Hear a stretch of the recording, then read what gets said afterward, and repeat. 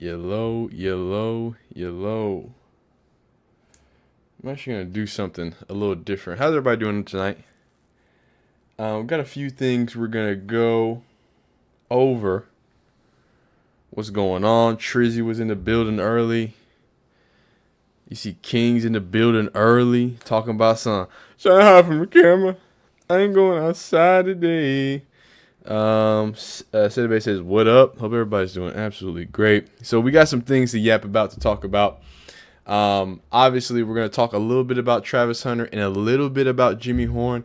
They don't have any major updates, but we're still going to update on Jimmy Horn and on what's it called, Travis Hunter, because some positive things should be happening there. Hopefully positive with Jimmy. Jimmy's dealing with some injuries. We got Cam Ward, a notorious Cleveland Browns reporter said that Gabriel, he would have took Dillon Gabriel over Cam Ward. Hey man, I don't know if you still feel that way.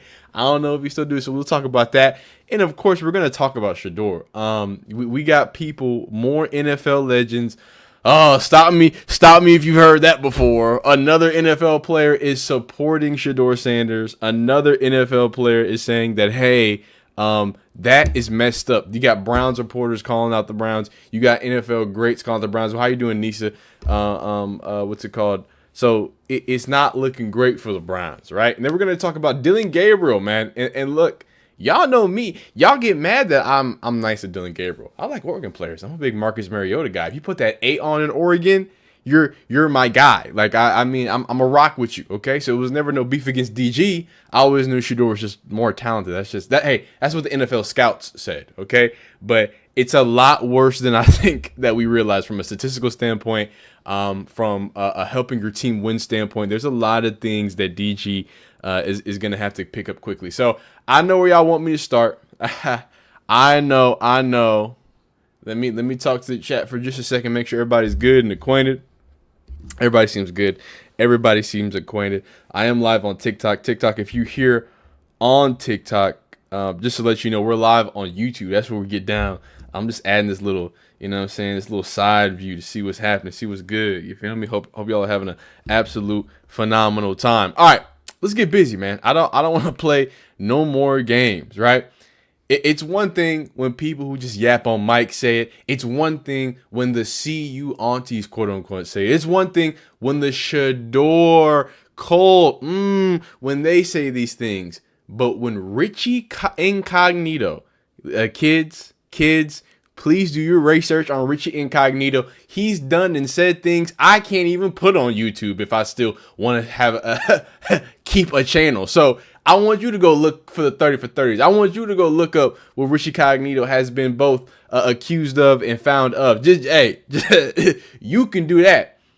He's not the biggest fan of certain people. We'll say he's definitely not the type to just capitulate to a Deion Sanders. He got a bit of an attitude, okay? Right? He's known to be a bit of a rowdy guy. What does he have to say about Shedeur Sanders in the situation that the Browns have got going on? I mean, the Cleveland Browns have fucked up the quarterback position for years. They're a dysfunctional franchise. And what really stuck out to me was you just get blown out 32-13. Gabriel has a shit day. And then immediately after the game, you're going into a bye week. You got the Jets coming out of the bye. Yeah, you have time in the bye. But immediately you go back to Dillon Gabriel as a starter. You don't take the bye week. You don't take 2 weeks to evaluate. Like, hey, should we give this kid a chance? Is he going to give us a shot in the arm to get us going? Because the defense is ready. Right. The team is in the middle of a weak division. They got a shot. And right. When he named Dillon Gabriel the starter after the game, I was like, oh, this situation stinks. There's some bullshit going on right now. They wouldn't name him the backup a couple weeks ago. Then we have the mysterious back injury. Stefanski's all in on Bailey Zappi. He is. Ownership's been a mess. This was Jimmy Haslam's pick, and clearly Stefanski hates Shedeur. Yeah. So I just don't understand how they don't go into that bye week. You basically have a 2-week evaluation period. Right. Let Shedeur and Dillon split the reps. Whoever wins the job coming out of the bye week, that's who you roll with. Don't announce it till the Friday or Saturday before the game against the Jets. Right. And then let's roll. I think. But we already. Look, man. Again, if it was anybody else, and we got more NFL players, right? You know what I'm saying? Oh, and I'm gonna add on to this, but we kind of talked about that the other day.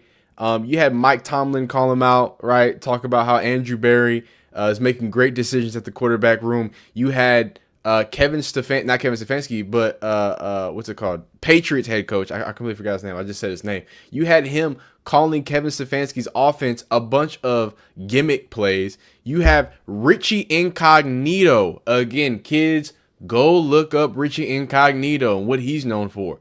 You got him saying that this situation does not add up. I've been out there. I've said, hey, I'm not going to go as far as to say Kevin Stefanski hates Shedeur. Maybe I'm being naive. You know what I'm saying? When I'm on the opposite side of Richie Incognito, when I'm over here and he's over there, maybe I need to think about my positioning as a Shedeur lieutenant, because maybe he does. People who would never agree with Shedeur, who would probably call Shedeur a fifth-round talent. I bet you Richie Incognito would be happy if Shedeur got humbled, right? Even he is like, wait, this don't even make sense. This don't even add up. And that's how I've been feeling for these past few months. I've been bringing you stats and receipts and showing you what the scouts said. The scouts said Shedeur Sanders was a first-round pick. The scouts said Dillon Gabriel is a fourth and fifth round guy. Might be a backup someday. The way he's playing, hey, I think Kevin Stefanski messed that up for his guy. But what does Shady McCoy and them think about it? Let's hear this. I still think he likes him. Because every chance he gets, he shows it.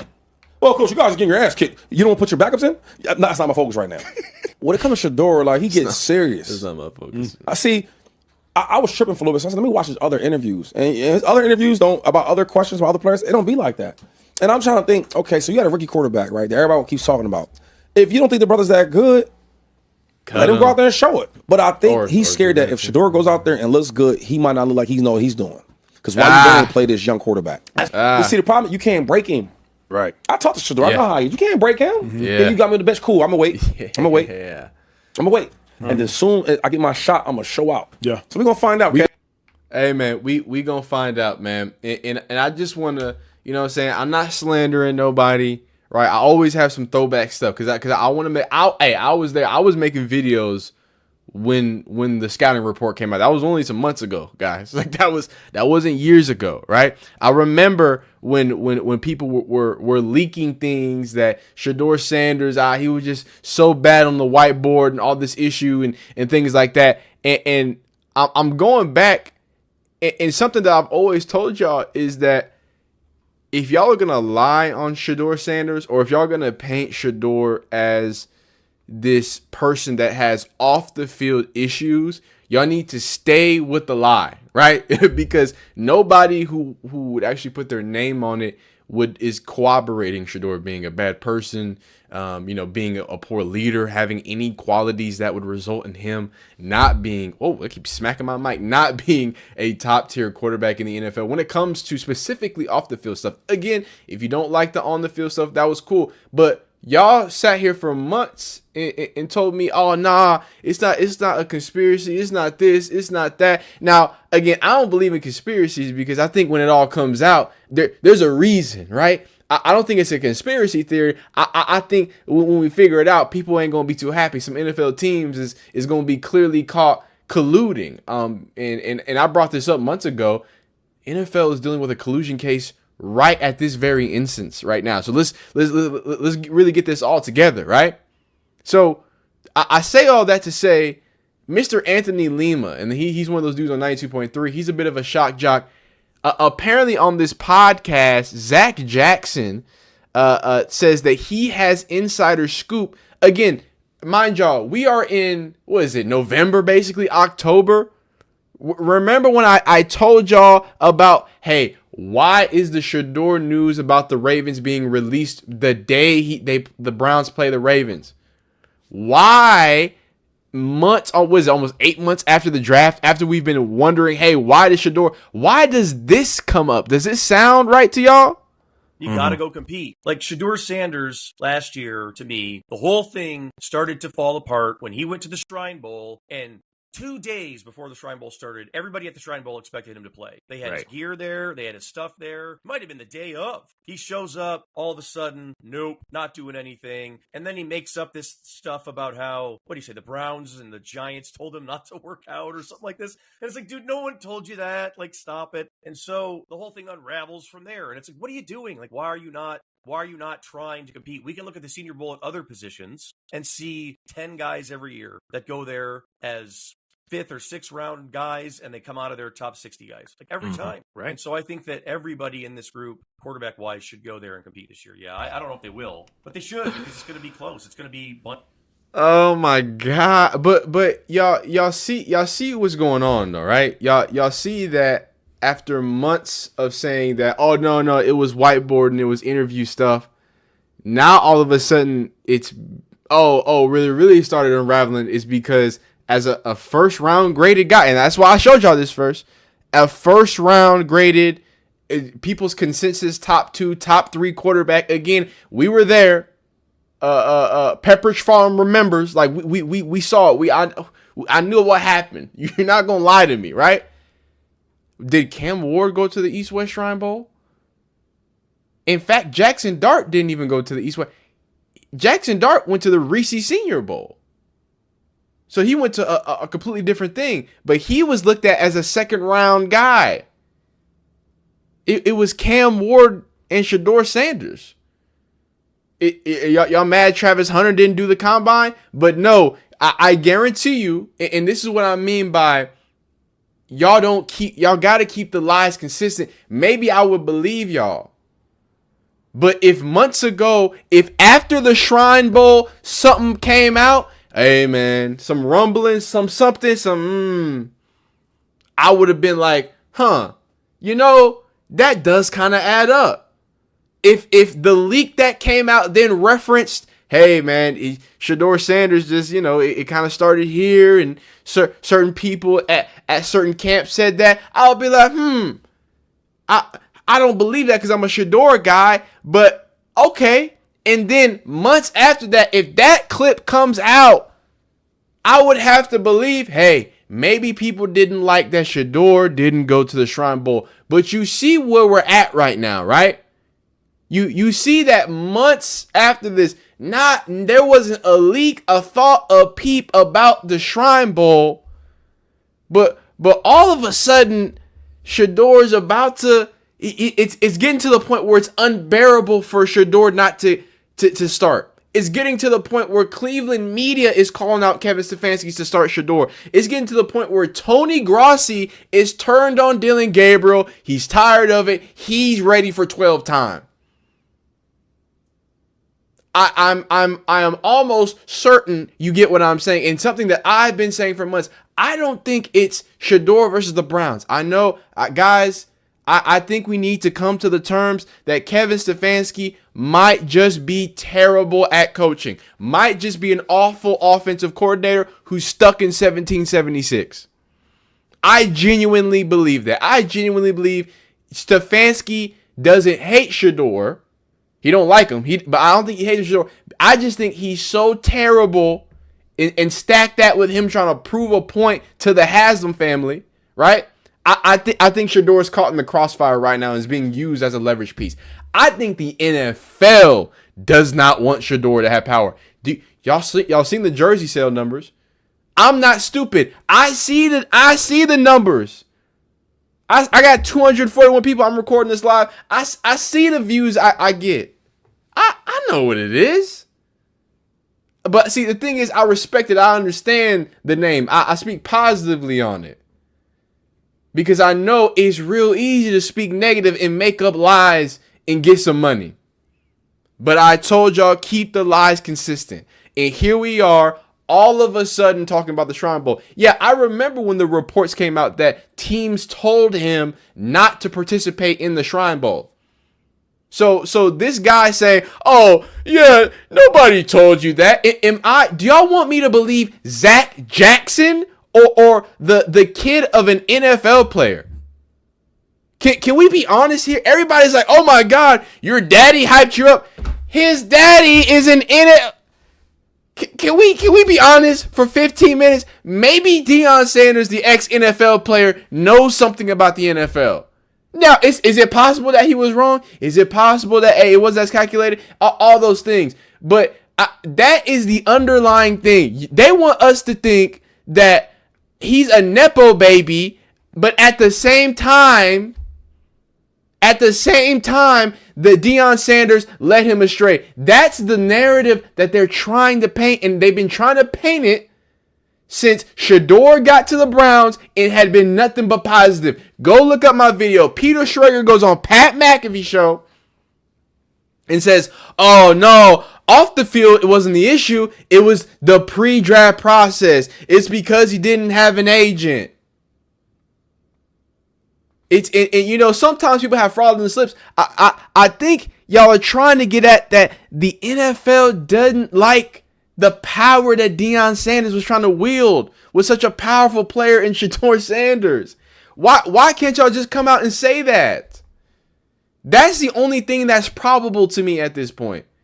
The Browns are notorious for being terrible. Like when people are like, oh, well, why would Shedeur get to start? He's a 5th round pick. Again, that's to give people who don't watch football plausible deniability. There's a bunch of people who just want to be against Shedeur and they say, oh, well, why would they give him a chance? It's like, all right, good. Maybe you don't watch college football. Maybe you've never seen it. Maybe you don't know. Maybe you haven't been looking at the things that are going on. But it's so crazy for me.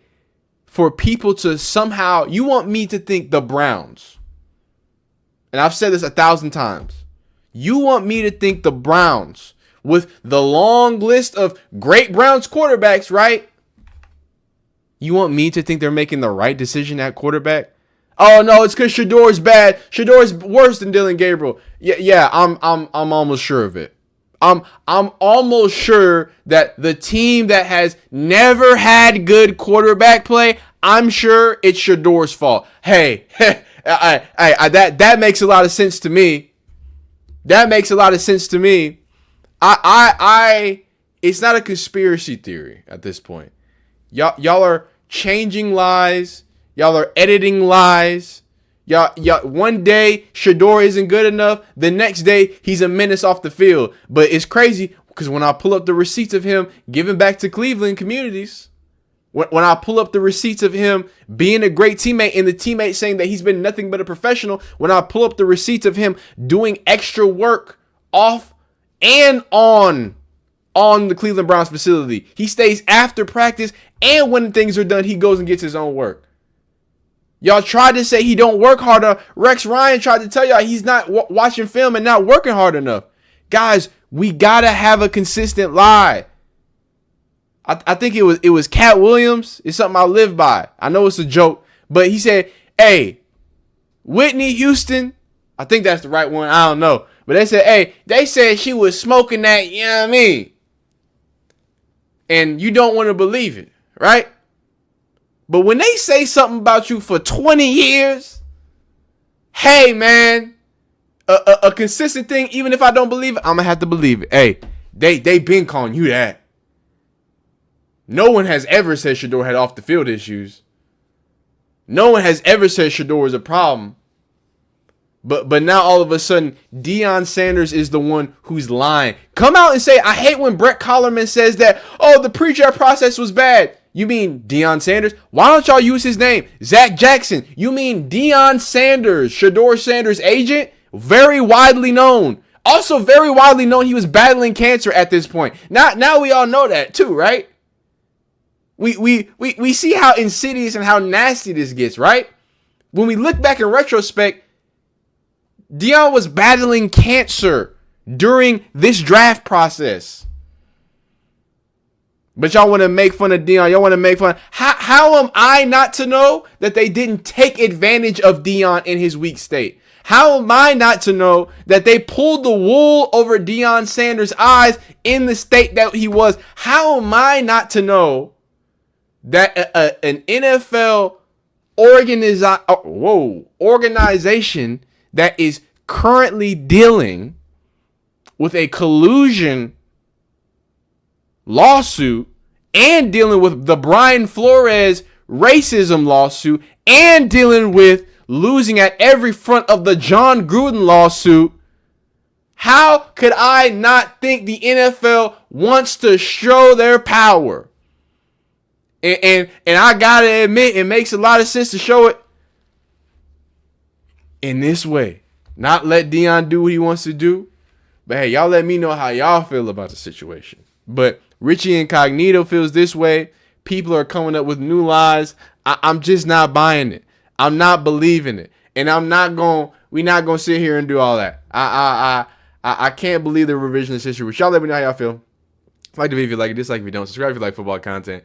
Holla at me. We'll see you next time. Continue to be great. Peace. You know what I'm saying? Sometimes I get a little riled up. How we feeling, chat? How we feeling?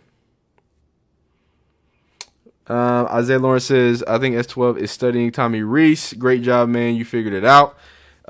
What's it called? Finally, the truth says, I think it's bigger than football. It's always bigger than football, man. J90 says, Shedeur is stuck for 3 reasons. Jersey sales, season ticket sales, and the notoriety. Something that haven't been done before despite Baker Mayfield was working. That build-up yet still got traded. Interesting. Real Bro says, Stefanski can't coach, and he hates Shedeur. Rex Ryan didn't even study himself after getting ejected from the Jets earlier this year. Mrs. Honey says the NFL don't want to give up that prime business rate to no player. Now that I'm not mad at that, man. What's it called? Latoya Elliott. They were hoping that Gabriel would be able to win games by dinking and dunking, so they could rub it in everyone's face and say, "I told you so." That Gabriel was better. That's a major one. That's a big part of this situation. If you don't, or you know. They've gone out on such a limb and such a whim to say that Dillon Gabriel is the guy. They've said it for such a long time too, that at this point, you know, if he's not, y'all wasted the 3rd round pick. And we're about to get into that. That's actually the next video. Next video we're going to get into right this instant is going to be the Dillon Gabriel video. We got a little bit of tape out. We got a little bit of facts out. And a lot of people are just calling it what it is. And it's something that I've been saying for a while. And actually I'm going to play this video first. Yo, Dillon Gabriel is a waste of a pick. Like, I want y'all to know that. And he's not a waste of a pick if you're going to stick with Dillon Gabriel and he's going to be your guy. But you don't draft Shedeur Sanders in the 5th round and now keep him on the roster. But guys, we're going into week 9, right? You don't keep him on the roster going into week 9 and trade away both of your veteran options if that's not the case. It just, everybody's confused. Everyone's confused, but everyone agrees that Dillon Gabriel is pretty painfully mid right now. Pretty painfully mid. Straight trash. Peace.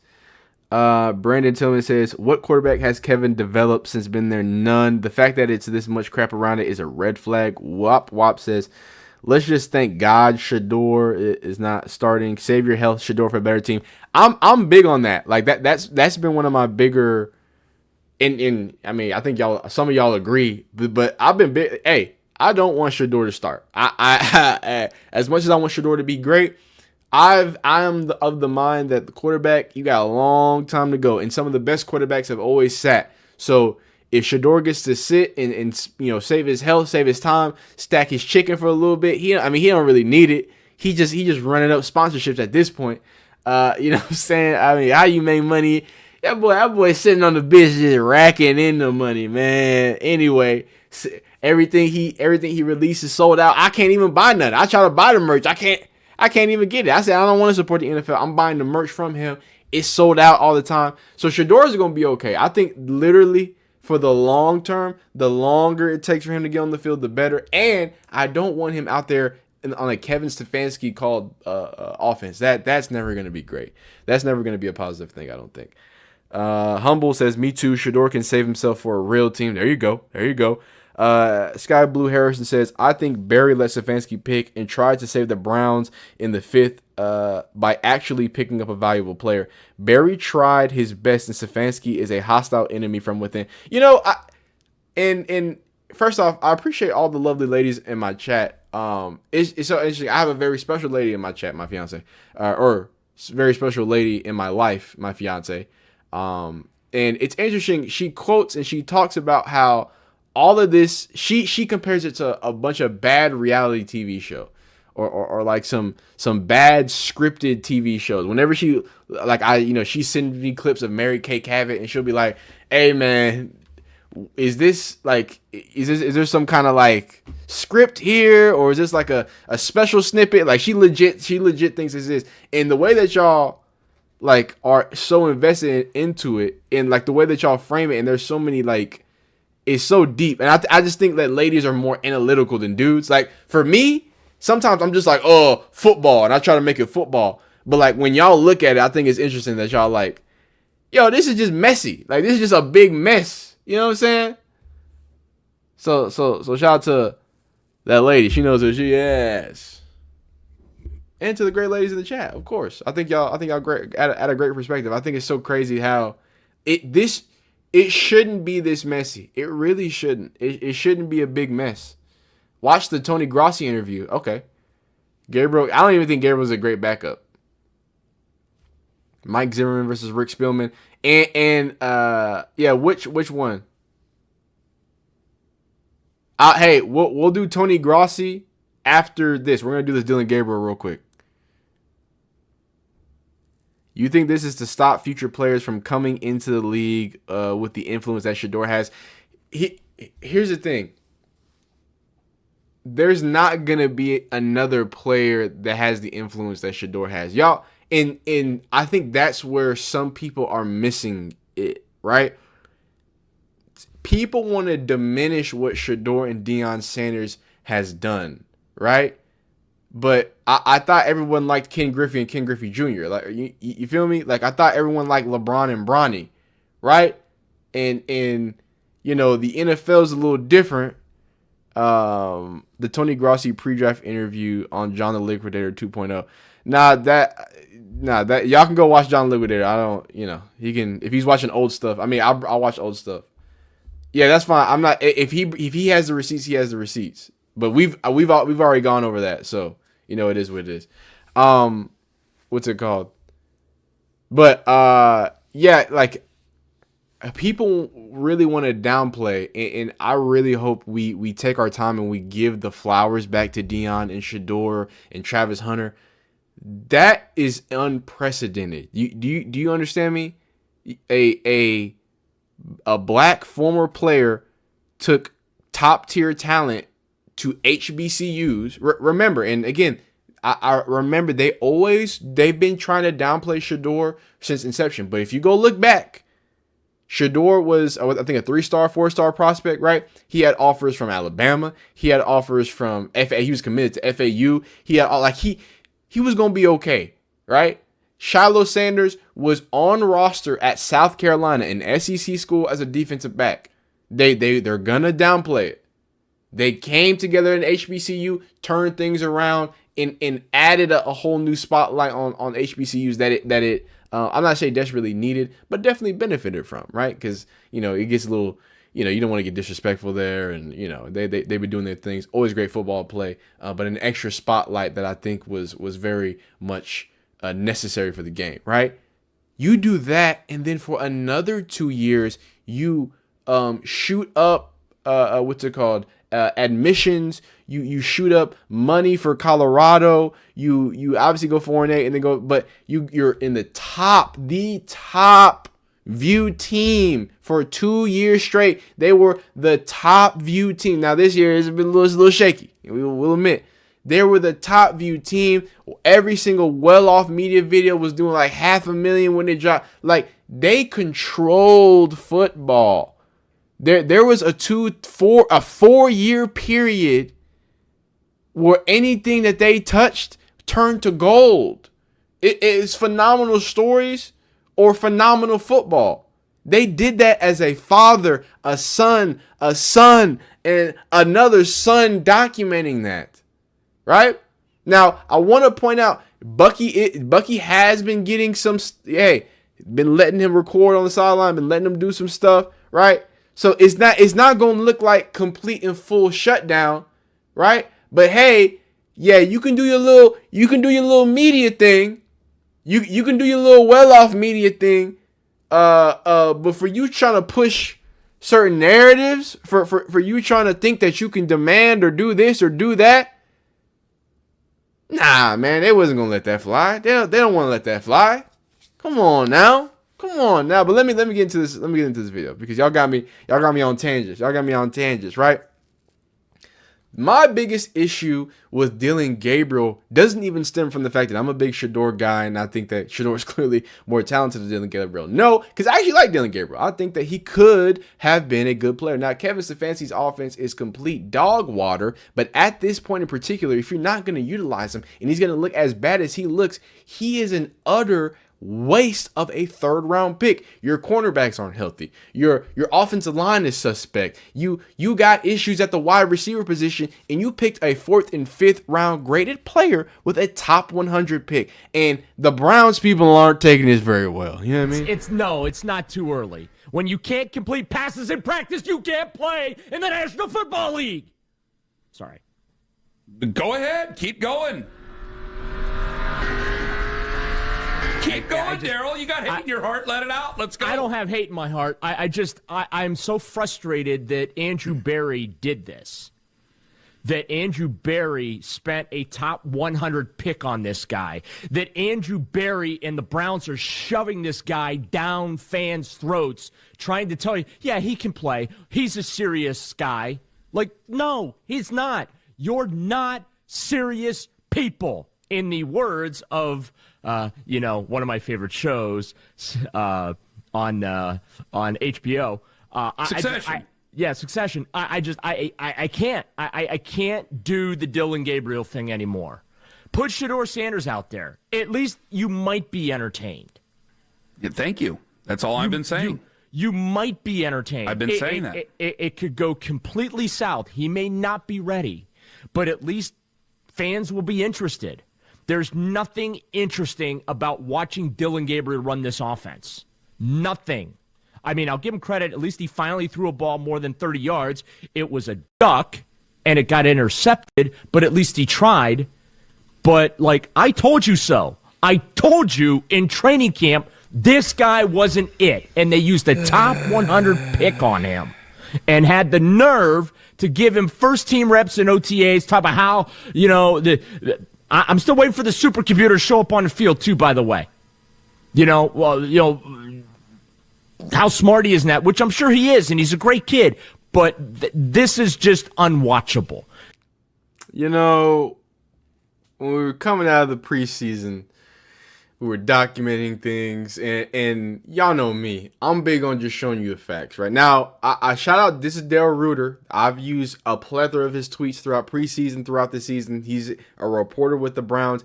He is one of the only Browns people. Daniel, shout out, y'all know Daniel. Shout out to my man Daniel. He's super fair to both sides. He don't say nothing bad about Shedeur, and he don't say nothing bad about Dillon. I think he's the most stand-up guy.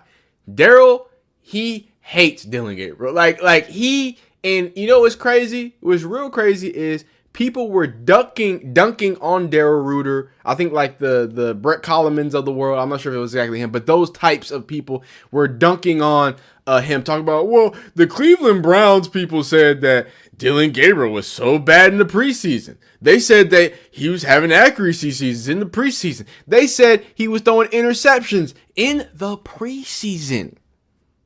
Remember that. He got all the 1 reps. He got that. And you know what's crazy? I came here and I said, hey, Dillon Gabriel might be throwing picks, but he's throwing with the 1s, right?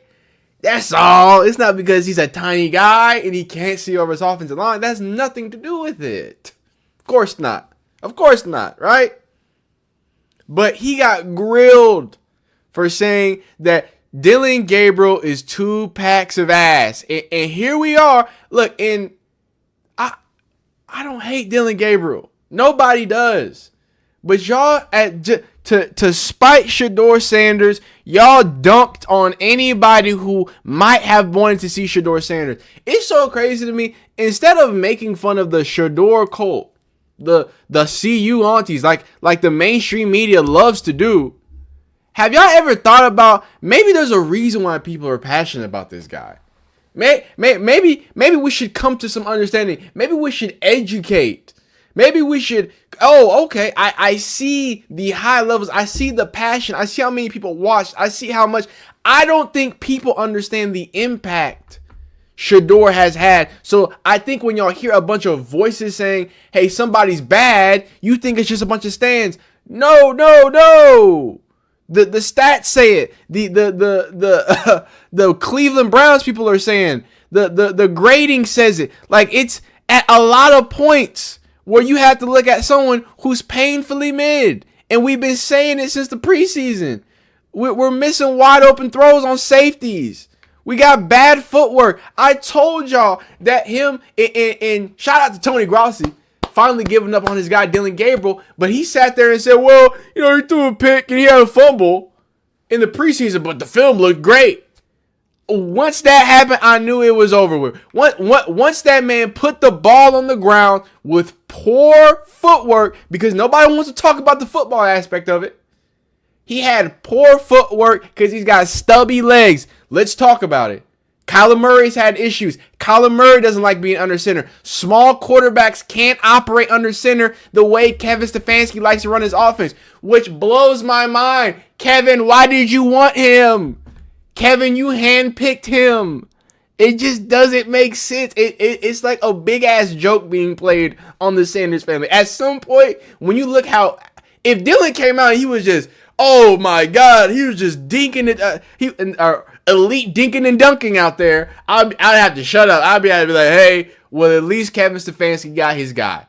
He can't even dink and dunk right, guy. Like, what are we talking about? So what do other people think? Former NFL quarterbacks on the Cleveland sports show. How do you feel? Maybe the most egregious pick in all of the 2025 draft was the Browns taking Dillon Gabriel in the 3rd round. There's no way you can evaluate the quarterback position and have him rated as a higher prospect than Shedeur Sanders. There's no way that you can be an astute quarterback evaluator and think he was worthy of an asset as valuable as a 3rd round pick. That's what I'm saying. We got to get to the root of the problem. That was an egregious draft pick, and I want to point something out because the Brett Coleman, well, actually, he's actually been getting kind of flamed by Browns fans because he says that Mason Graham isn't doing what he needs to do. But so many people have, Browns fans included, oh, this rookie class is so great.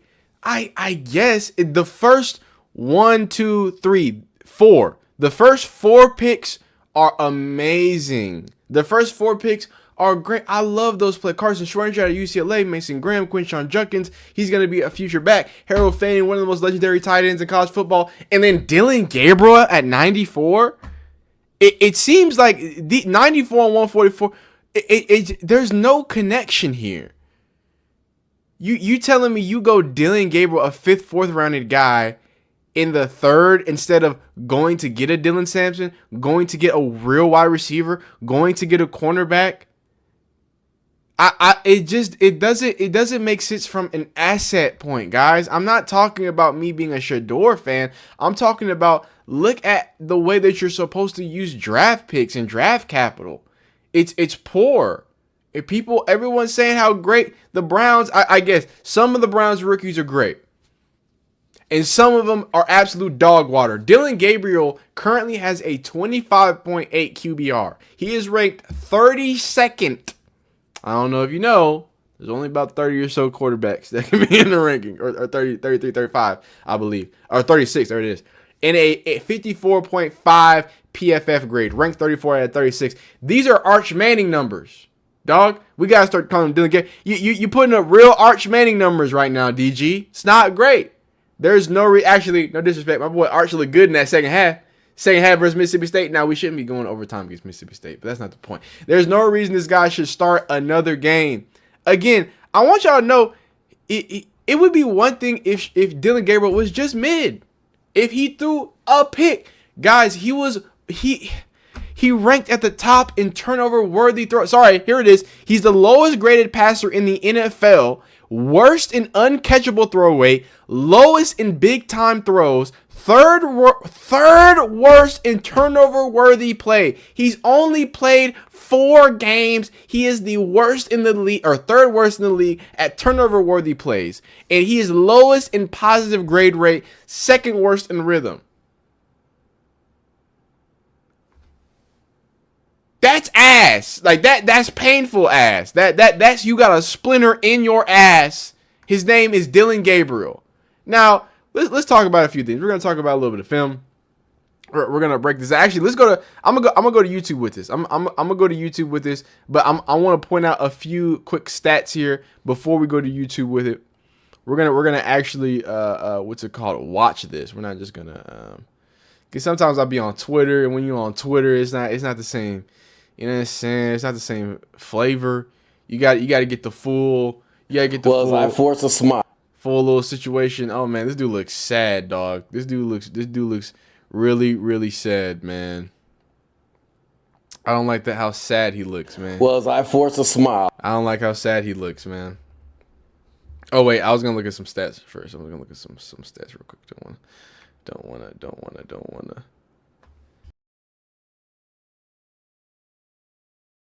Don't wanna mess things. Where's Obsidian at? I'm tripping. There it is. What the man? Get out of my face. What's going on? Yo, back it up. Thank you. Sorry. I don't know why he tripping like that. All right. So, before we get into a little bit of film breakdown, I want to point some things out. I told y'all how terrible Dillon Gabriel was. And again, that's not me saying it. That's what the stats say. The stats say that he's painfully awful. The funny thing is, I don't know if y'all see, like, y'all think I'm joking about won't push the ball more than 20 yards down the field. Look at this. First, let's just look at, we're not even going to get into the fact that Dillon Gabriel completed passes in week 8. Behind the line of scrimmage was 5. He was 1 for 10 yards, 14, 11 for 15 yards, 2, both touchdowns. So that's, there you go. But anyway, let's go yard by yard. If you go to this 20-yard line, you see one throw, and if I'm not mistaken, that was one of the interceptions. Okay, or actually, the interception should be red. I thought it was way down here. The interception was, maybe it's on top of here. I thought it was somewhere back here, but it's not. It's not showing it because it's not obvious. This one he just threw just a duck. So you go past 20 yards, you got one incomplete. Is what it is. This is the 15-yard line. There is 1, 2, 3 passes past the 15-yard line, 10-yard line. Okay, and again, 10 to 15. Shout out to him because those are 2 touchdowns. There is 1, 2, 3, 4, 5 passes past the 10-yard. Whoa, 5, 6, 7. We'll put the touchdowns in there. There are out of 35 attempts, guys. There are 7 that are past the 10-yard, not past the 20-yard. I want to point that out. I'm not talking about, oh my God, he's not pushing the ball 80 yards down the field. That's not what I'm asking. I'm asking, can you get your eyes up when it's 3rd and 7, right? Can you give the Browns an opportunity in 3rd and 5 and look at the middle of the field past the 10-yard line? Because it doesn't even seem like he wants to look there. And when he goes there, he stays on the sideline. Shout out to those touchdowns, though. But this is bad. This is, he does those things. He has high turnover worthy throws. The big time throws are bad. The efficiency is bad. And on top of that, you're not even throwing the ball far. It's not like you're not like a gunslinger. It's not like, oh man, he just keeps putting the ball in harm's way. No, you're bad at being mid. Like this is awesome. You're bad at being mid. That is something else, man. That is something else. We're gonna watch just a little bit of this. This is from ESPN Cleveland Media. This is former. They got Shedeur time. What's it called? Cherry time film breakdowns. Y'all make sure I go watch the full thing. We're just gonna watch a little bit of him. What's it called? Break it down for a second here. What's he got to say here? Let's see what my man Dillon Gabriel has to offer right here. Play action fake.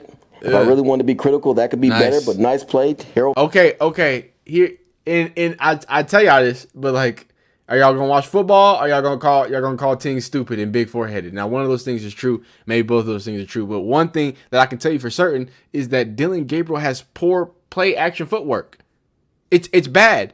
I've told y'all that since the preseason. I told y'all that was the reason why he fumbled. He fumbled because he had poor footwork getting out to the handoffs.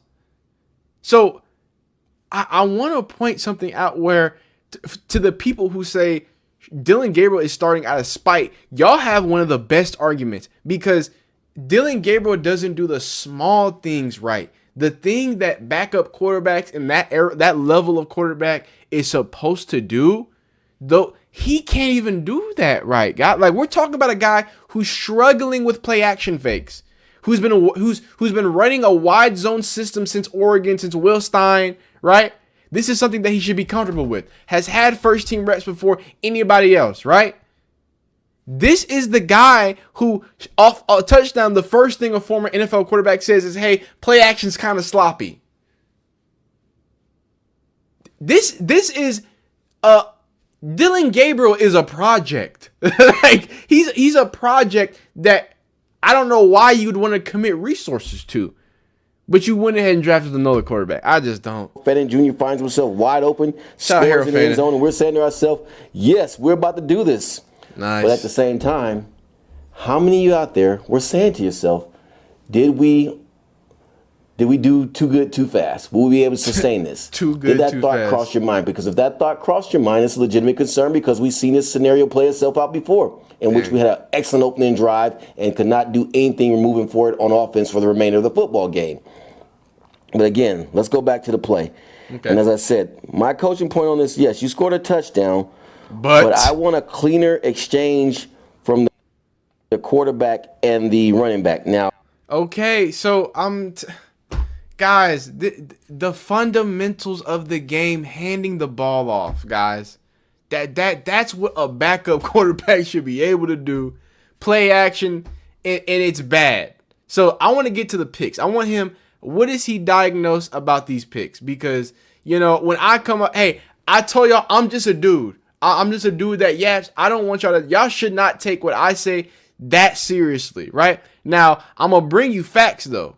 I'm going to bring you some stuff that should work. Should we go there or should we go to the safety?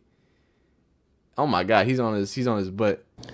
Oh, okay. So here's the bad, the deep, long, bad pick. Next play. Let's hear it. Let's hear it.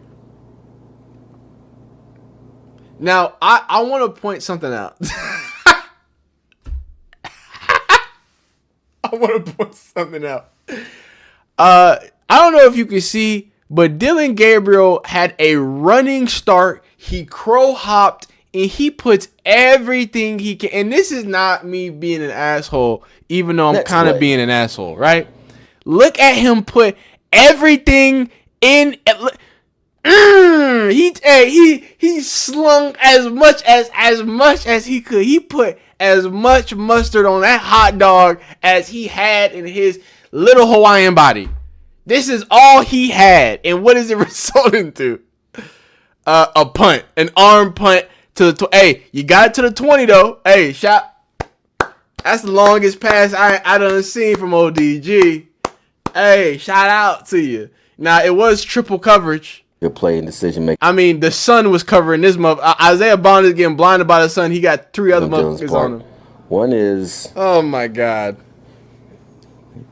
He's double covered, or better yet, the cornerback just has better position than the wide receiver does on this play. This is a former quarterback. Like, what? Like I don't even. He's like, there's so much wrong here, yo. Like, there are so many things fundamentally wrong.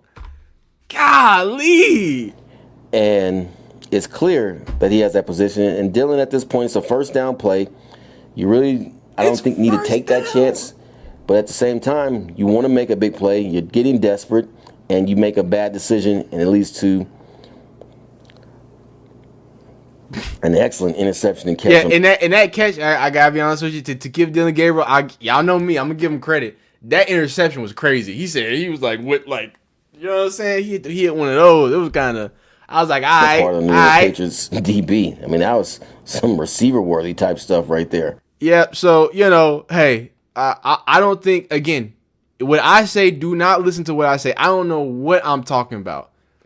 However, when NFL quarterbacks are saying the same things that or former quarterbacks are saying the same things that I happen to say, just saying. I'm just saying. The film's real nasty. The film gets real ugly, right? Okay. So here it is. And I'm telling y'all, the interceptions weren't that big of a deal. We've seen people throw interceptions. You can't see somebody, right? Shout out to the $5. I will read that comment. What's it called? Actually, what's it called? I'll read it right now. I'll pause the recording. Please type PFF Dillon Gabriel, Oregon in Google and read his scouting report. Scroll down and read his weaknesses. It's spot on to what we're seeing. Okay. Well, hey, actually, we're gonna do that right after this because we had his PFF grades. So I want to do that just for the stream. But we'll finish up with this. What's it called? First off, thank you for the $5. That's a really good point. We're gonna check that out. But I'm gonna finish this video up with the safety, and we're gonna look at some Oregon, some throwback stuff. I like it. So, yeah, let's go ahead and see it, man. Down by contact, because that could have been an even bigger play. Now, you feel me? I'm not gonna be the dude who shows you the preseason play where against the Panthers, Shedeur Sanders basically had this same sort of setup, standing on his own end zone on third, except it was on third down, and he delivers a strike over the middle of the field to Gage. But let's hear him say it first. And this right here, this play. Now, you see Harold Fannin Jr. running right here. He turns it up. Now the question is, was he supposed to convert that?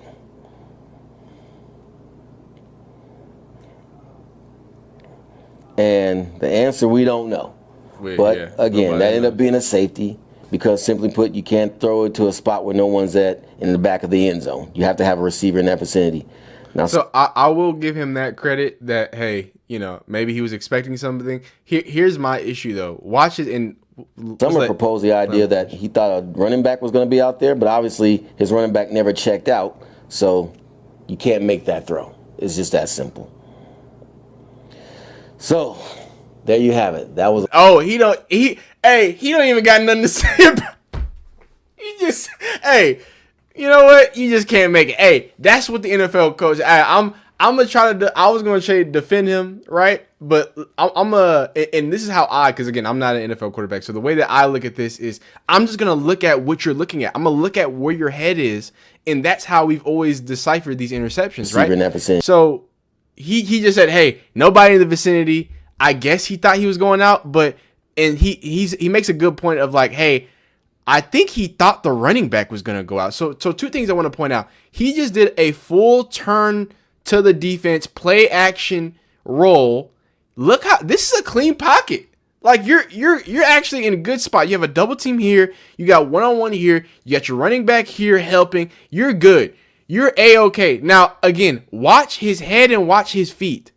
Watch where they were. They're looking at Harold Fannin. So, as much as, all my Dillon Gabriel supporters might be like, hey, he was looking for Harold Fannin to keep this out on the outside and throw it. First off, you have somebody underneath. So, I'm not sure if you would want to throw that if you kept it underneath. But also, I don't know if you see, but look what he does. He changes his head. It's like he was seeing ghosts. I really do think I think he thought that there was somebody there. Guys, look, just pay attention to his head. Pay attention to his head. He's going to start. He's looking at Harold Fannin. Look, the linebackers can see it. You can't see this here, but they're looking at him. Look here. That's why they're dropping deep here. Okay. Watch, he's here. And then he looks there. He moves his head there. I don't know what he sees. He's seeing ghosts. And it's real abysmal. It's really bad. And I wish Dillon Gabriel wasn't this terrible. But fundamentally, he can't hand the ball off. He can't do play action. He can't do any of the basic things that he was supposed to be so great at. Forget about the supercomputer that y'all lied about. Let's just put that on the shelf. Hey, that thing need a new GPU. Somebody get that boy a 5090 for the love of God, right? It's over with. This is real nasty. But if you like this video, like it. If you didn't, dislike it. Subscribe if you like football content. If you're watching this live, stay right there. We got more videos. But other than that, man, be great, be phenomenal. We'll see you next time. Peace. Man. Yeah, man, that boy, Ian Coleman says cherry picked off Roethlisberger. What's it called? A scary, scary boy. Scary guy. Like, I don't want to, you know, I didn't want to, how you say, I don't want to be the guy that's mean to Dillon Gabriel, but we're looking at bad hoops right now. We're looking at bad balls. You know what I'm saying? We're looking at poor level hoops. Dillon Gabriel, Oregon, PFF grade.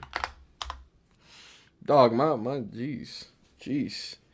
No, I don't want the AI. No, man, dang. All right, Dillon Gabriel, Cleveland Browns. Here we go. Oregon scouting report.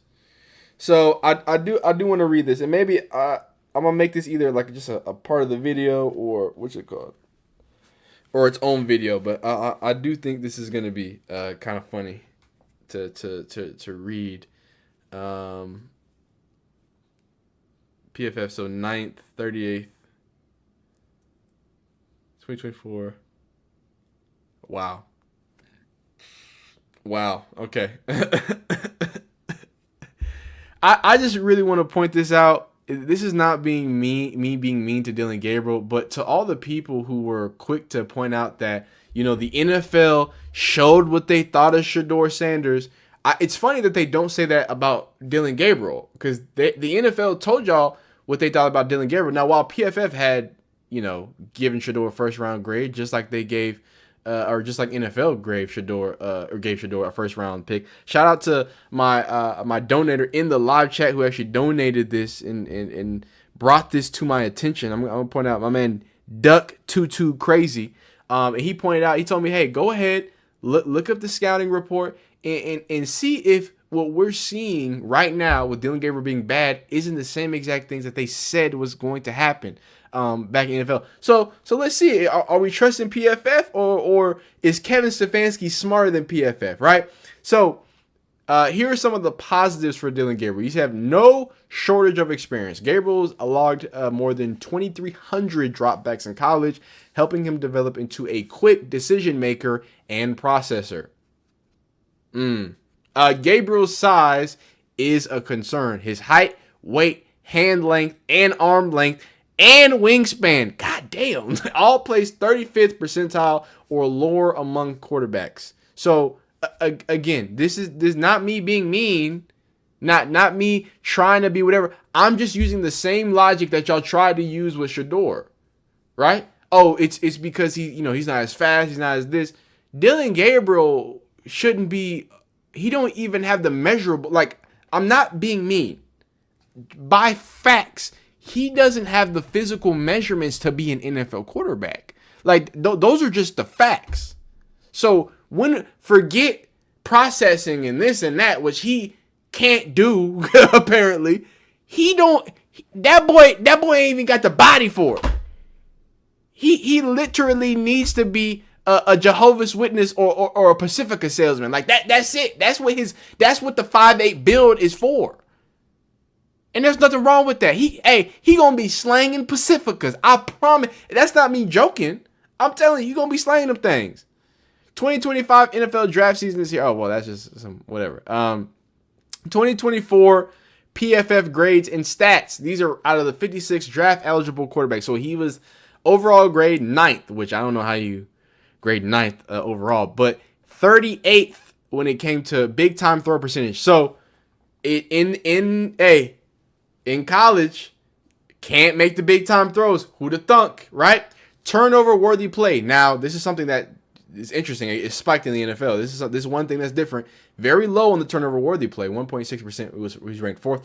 Adjusted completion percentage 2nd, right? Now, who was number 1?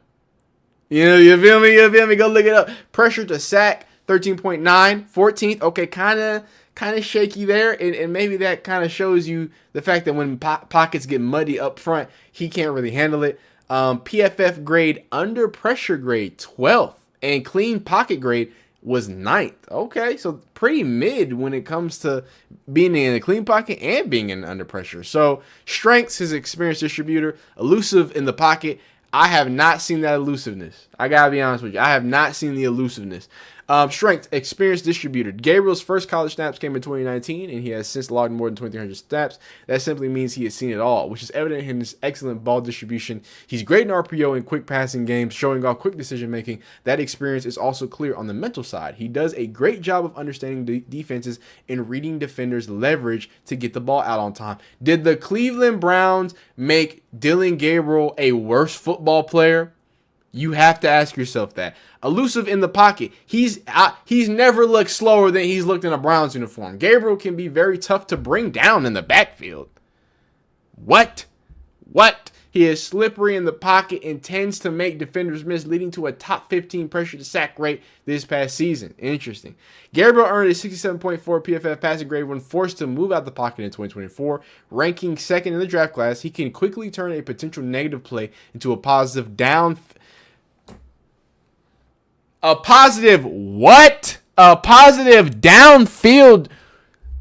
10 yards, maybe 10 yards down the field. So again, round 5 mock to the Cardinals because he fits the Cardinal style. He should have been there. The weaknesses are size, his measurables, turns down, open downfield passing options.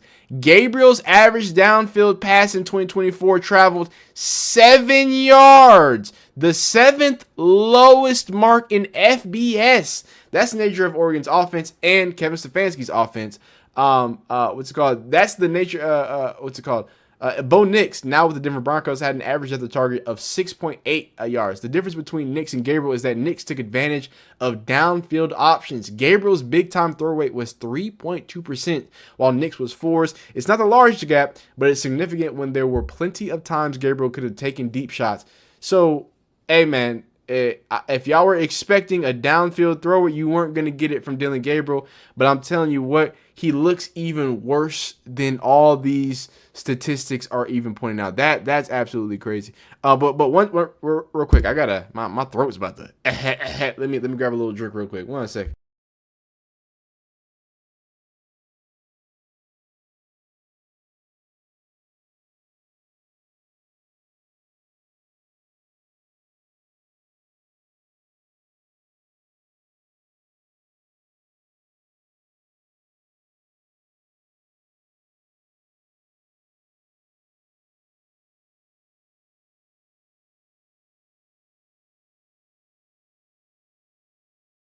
Yeah, did that dude? It's actually kind of funny. You pay money to come hate. But that's good, man. How you gonna hate from that side of the club? You can't even get in. Shout out my man Chris Breezy. But yeah, man, I love haters, man. Haters are my motivators. You know what I'm saying? Easy Baby says they just need to write him off just like he did with Shedeur, but you know Kevin have what? Hey, man.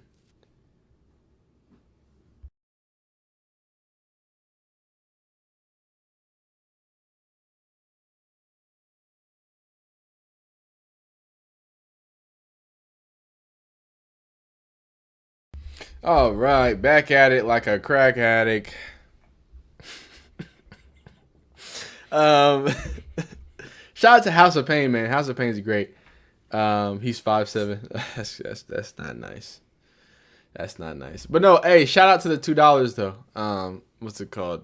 Again, I would probably spend $2 in a place that, you know, makes you more happy. If this is making you so emotional, big guy, I wouldn't give those $2 here. I'd give it to like Jesus or somebody. You know what I mean? Shout out to Jesus. Donate it to your local charity. Do something nice, right? All right. So we've done plenty of Shedeur stuff. This is gonna be very quick. These are gonna be some more quick videos. What's it called?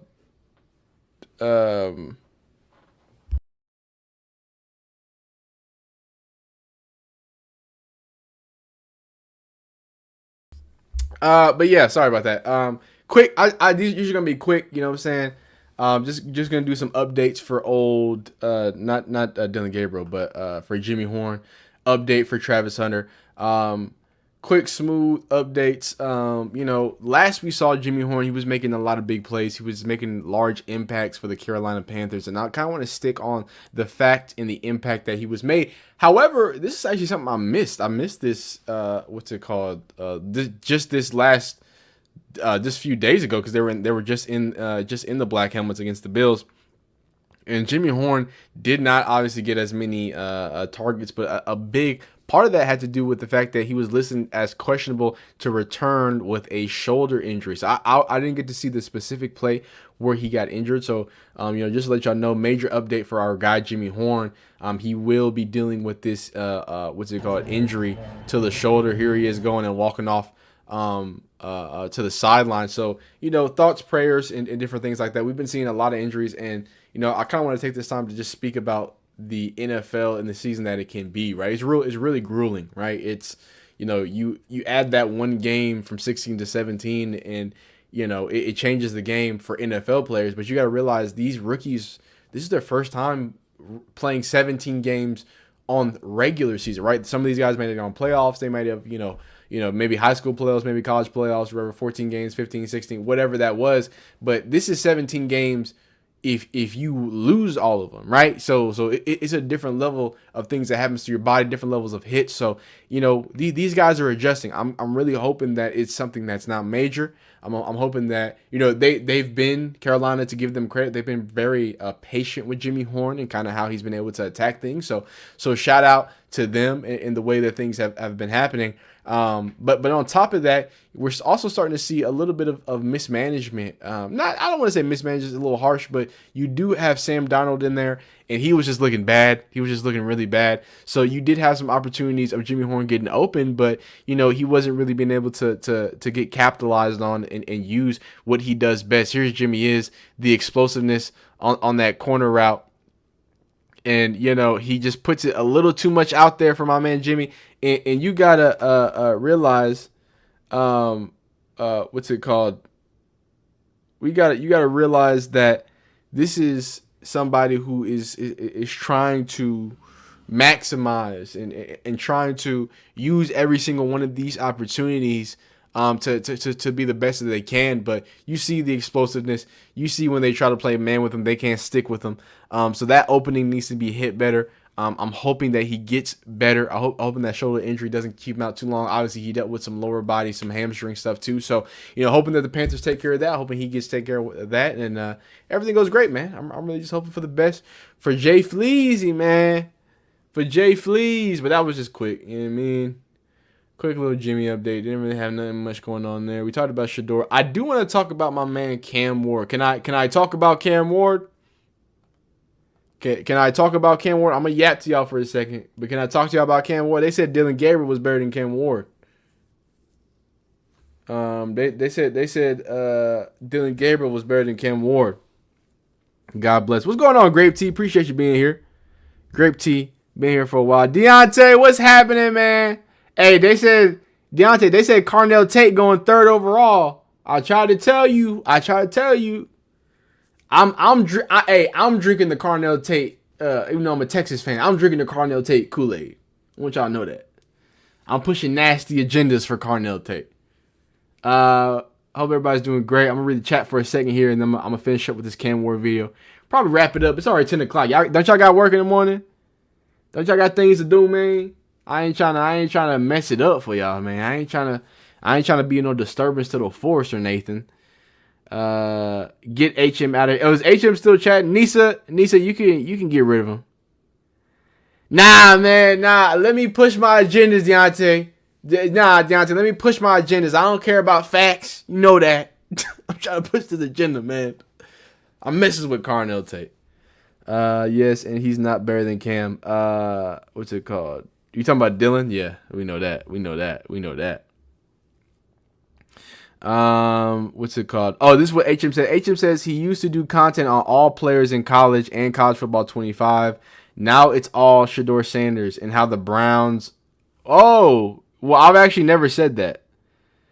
See, here's my issue. If I wish I wouldn't lie.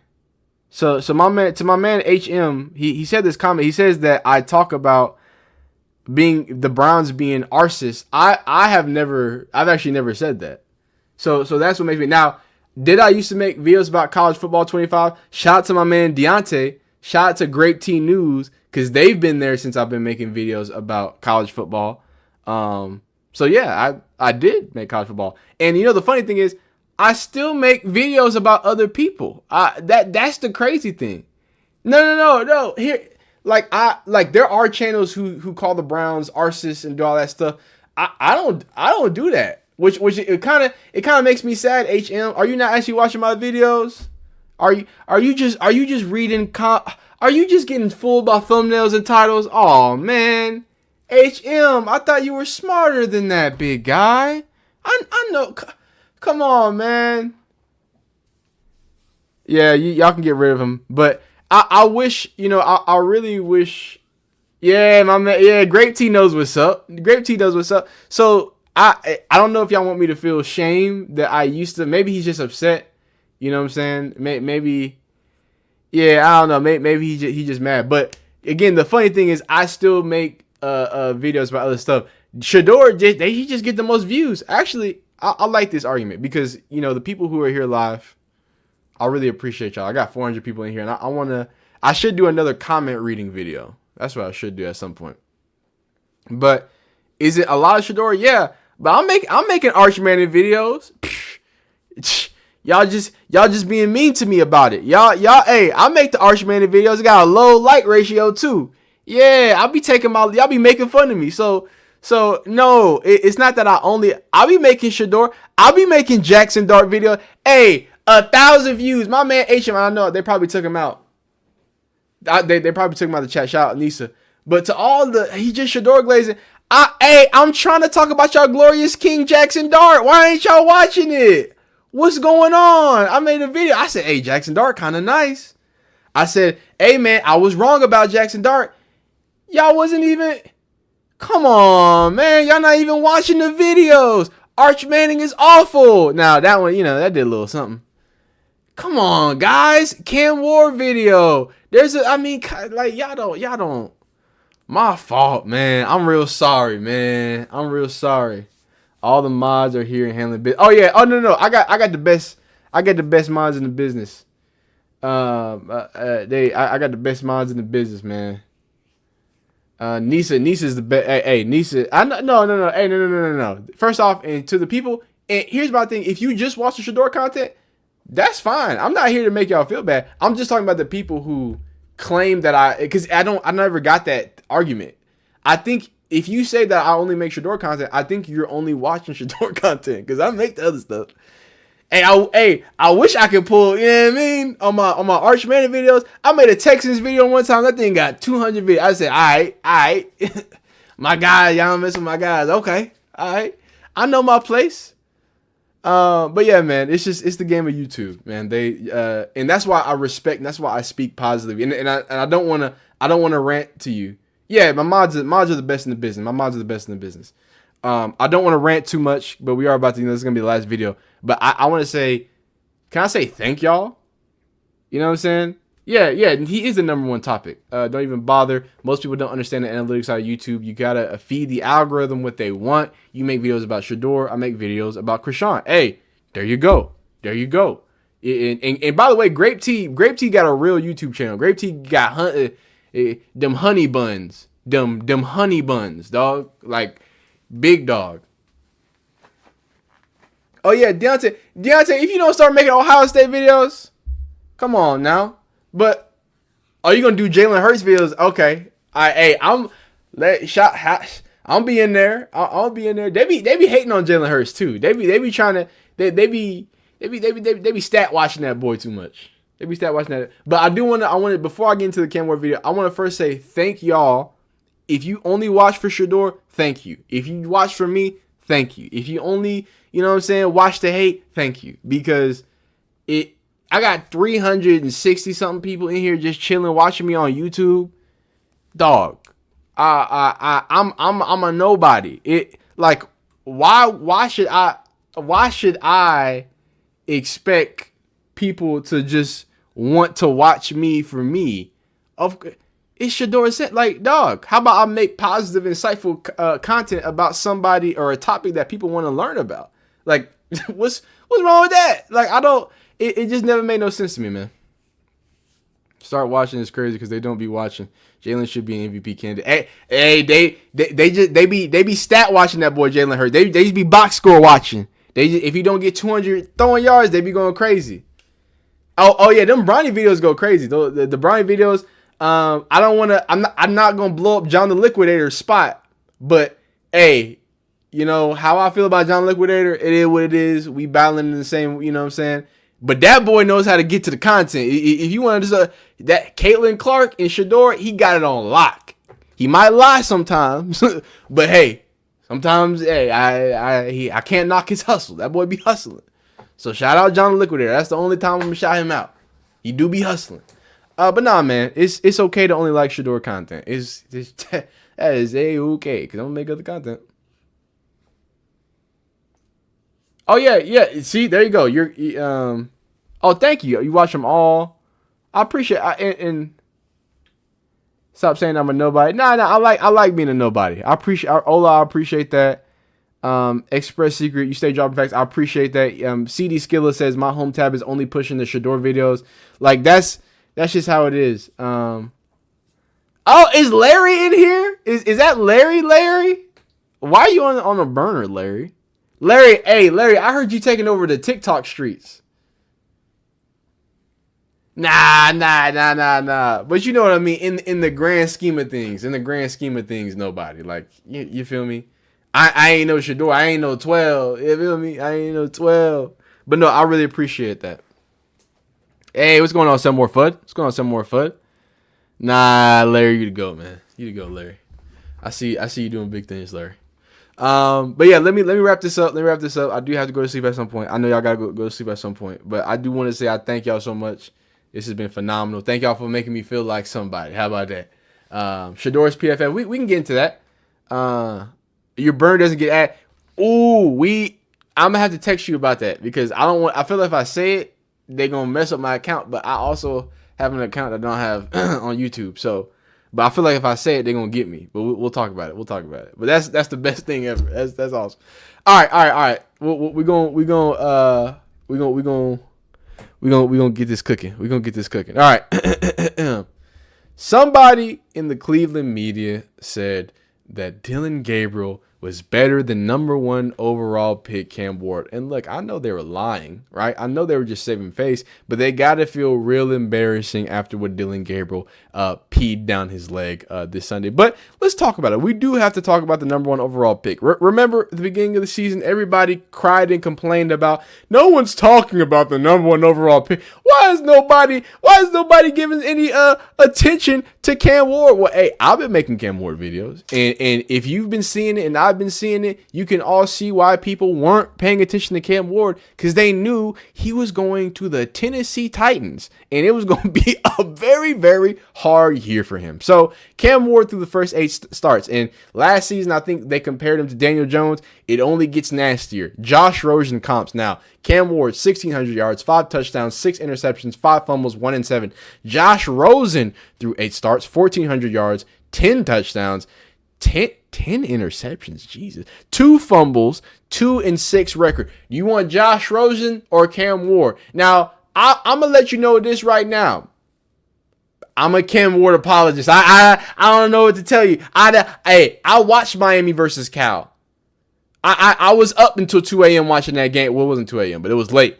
Right? I watched Miami Louisville. I watched Miami Georgia Tech. I watched Wazoo Cam Ward. That boy crazy. That boy's a psychopath. I haven't seen a gunslinger like that in a long time.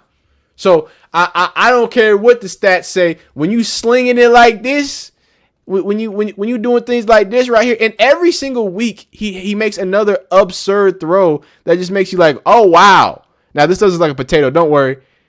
Oh my god. We're gonna look at it again, but look at in the pocket. Oh. We're gonna look at more film.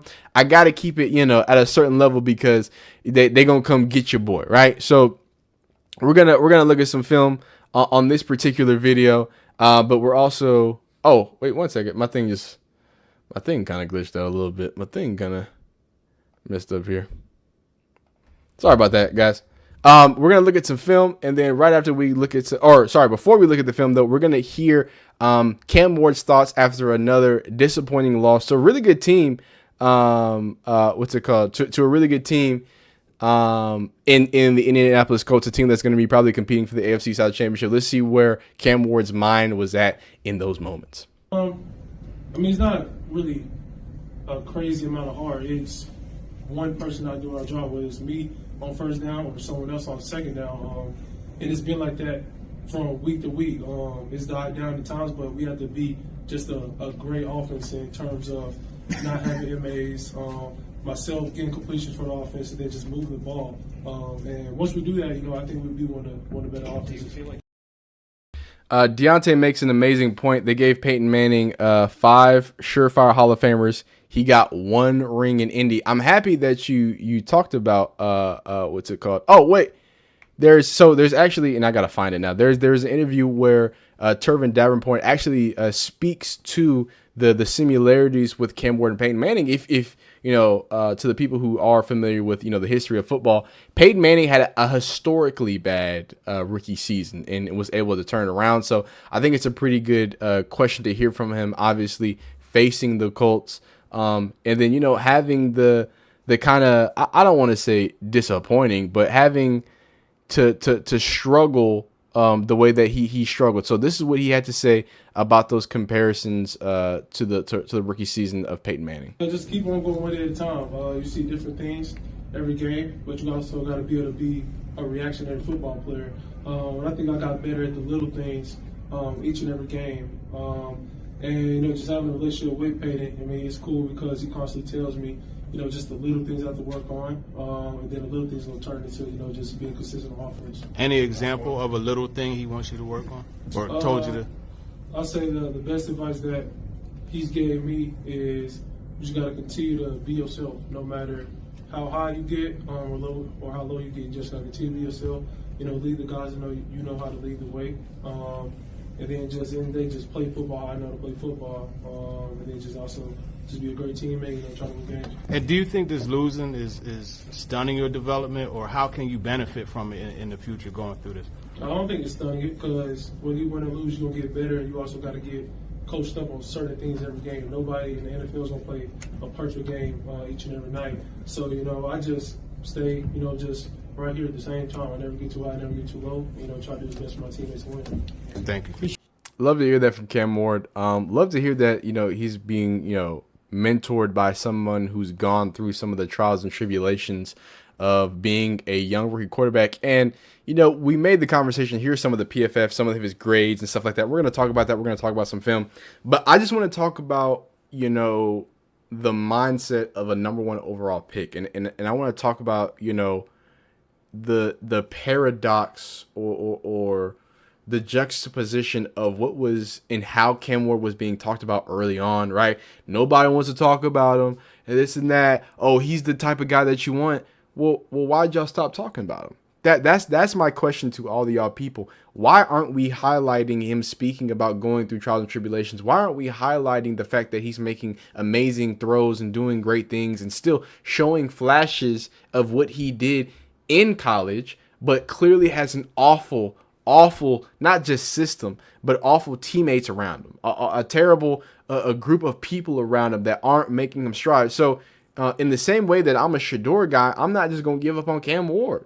We're not just going to look at box scores and say Dillon Gabriel and Cam Ward are the same. Like, no, we look at advanced analytics, right? We go through Dillon Gabriel's average depth of target. We go through Dillon Gabriel's big time throws. It doesn't look great. But if we go here, first off, he's 3rd in pass snaps. So that's kind of crazy. 2nd in attempts, 5th in attempts. He's 16th in yards. So that's interesting. He's 30th in passing touchdowns.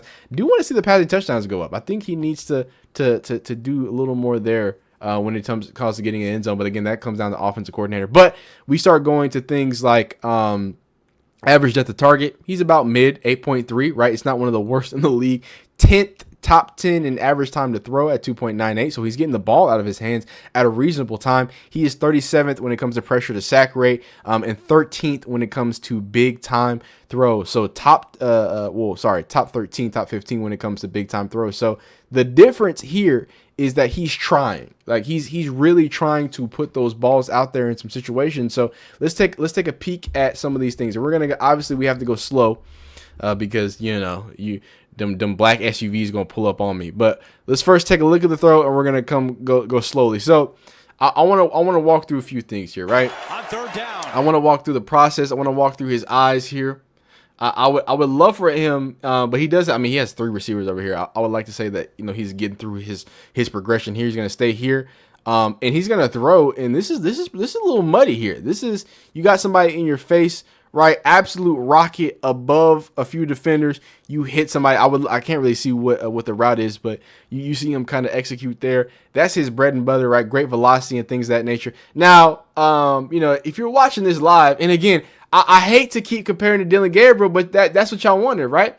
But to compare to Dillon Gabriel, and we're talking about the fundamentals of football, the difference of how it looks on film, right? Look at this play action. Look at this. Look at him commit like Aaron Rodgers. Look at him show the ball to the defenders, right? Now, obviously they can see he's booting because you have this, coming across here. But he tries hard. He's got all these guys flowing this way. He's got this linebacker flowing this way. I mean, oh my God, he caused the collision here, right? He's going to get up, and I think this is the Gunnar Helm touchdown. So he's going to get free. Fine. He's going to float one to Hook'em Horns, former Texas tight end Gunnar Helm. That's good play design. That's good execution as well. Here we are. What we got? We got 3x1, the 3x2. We got a too high safety look. It's looking like it's just going to be covered too, even though it looks like man down here and zone up here. Regardless, let's see what it is. It does look like it might be cover 6. Anyway, he's going to set up here. Not a bad pocket. Oh my God, this thing is collapsing quickly though. They're on his heels. He steps up, throws a layered laser. I mean, this is what he does. And, for somebody like, you have to understand what the NFL, you need to be able to attack these intermediate parts of the ball or intermediate parts of the field. Cam Ward doesn't do it, just do it. He does it with confidence. Look at the way he throws. He's throwing over defenders, giving his receivers a chance, putting great velocity over a ball. Hey, this might be more than 10 yards, Dillon Gabriel. I don't know. And man, why y'all made me have to talk to Dillon Gabriel like that, man? Tony Grossi, why?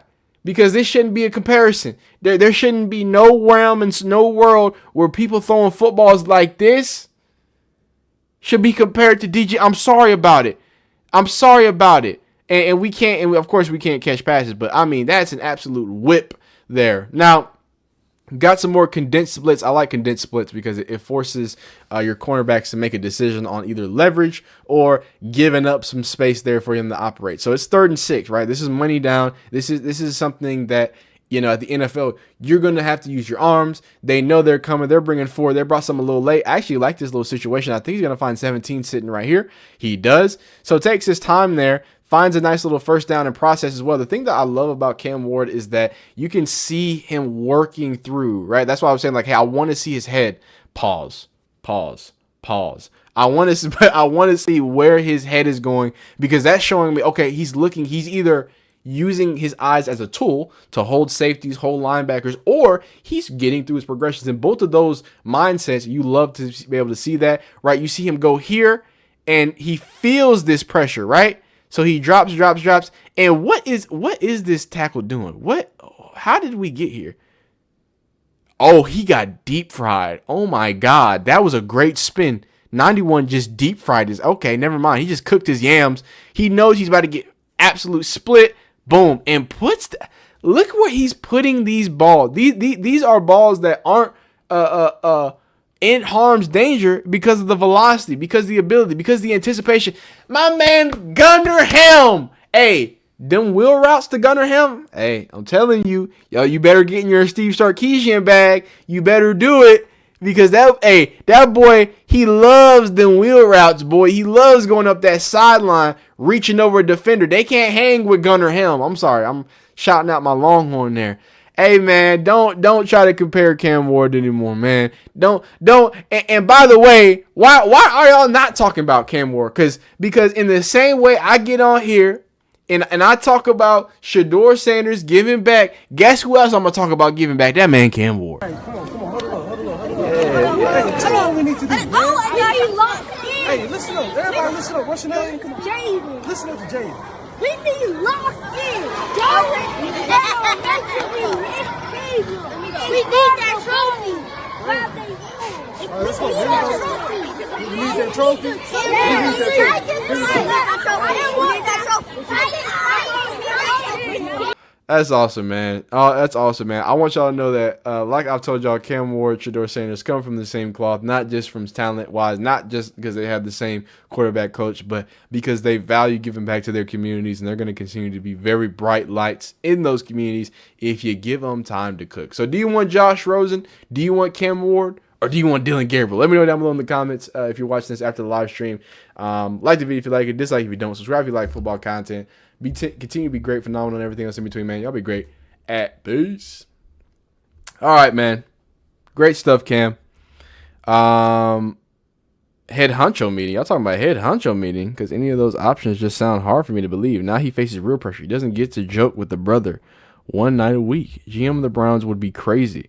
I don't know what do y'all talking about in the comment. Y'all got some plans in the comment section. Y'all go crazy down there. Y'all go crazy down there.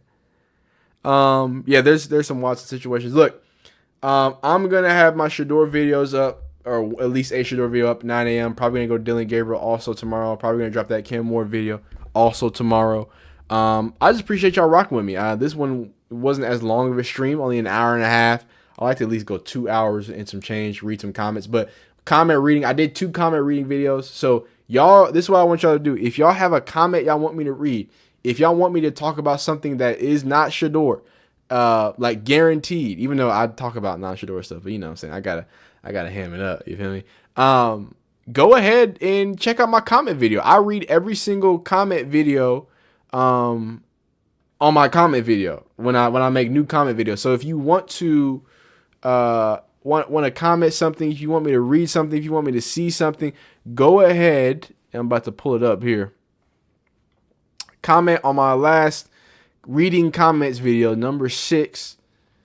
Y'all left a lot of comments too. Y'all already left 63 comments. Yo, I dropped that yesterday. Y'all. Y'all going kind of crazy right now. Y'all going kind of stupid right now. Peyton Manning, GM of the Browns. Oh, that is, yeah, that there has been rumblings. There's a connection with the Manning and Haslam family. So I see how y'all are getting there. I see that. Never mind. Okay. So if y'all want me to, read something in particular, go ahead and comment on the comment video. I do this every single week. Read every single comment. I'm probably going to make this a multi thing I do every week because y'all leaving so many dang comments. But anyway, like the video if you like it. Like the stream if you don't like it. I really appreciate y'all rocking and rolling with me. Sorry, I think there's a wheezing penguin outside. But y'all continue to be great. Y'all be phenomenal. We shall see you next time. But y'all be great. Thank you, Deontay. Keep chill out and keep uploading that 12 stuff. Run them chickens up. Hey, don't you worry. I ain't stopping nothing. You just gonna see more of everything. Hey, more everything, more life, more all that. Y'all be great. Y'all get ready, man. Y'all get ready. I got